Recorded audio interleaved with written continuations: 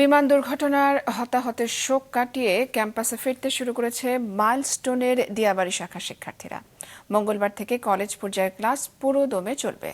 বিমান বিধ্বস্তের পর milestone school and কলেজের কার্যক্রম শুরু করেছে কলেজ কর্তৃপক্ষ।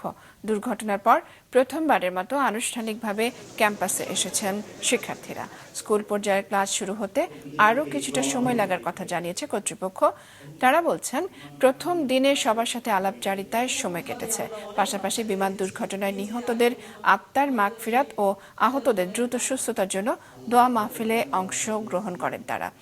মঙ্গলবার থেকে পুরো দমে কলেজ পর্যায়ের পাঠদান শুরু করার কথাও বলেন তারা। ক্লাসটা হচ্ছে কালকেও কাউন্সিলিং এর মধ্যে যাবে, ফর্মাল ক্লাস না। আমার টিচাররা স্টুডেন্টদের সাথে কথা বলবে, কারণ কথা বলে কাউকে যদি মনে হয় যে সে একটু এখনও তার ঘোর কাটেনি বা আতঙ্কিত, তাকে আমরা তখন কাউন্সিলিংয়ে নিয়ে যাব। তো টিচাররা এদের সাথে কথা বলবে। ক্লাসটা আসলে শুরু হবে মেইনলি মঙ্গলবার আমাদের 5 তারিখের পরে, 6 তারিখ থেকে।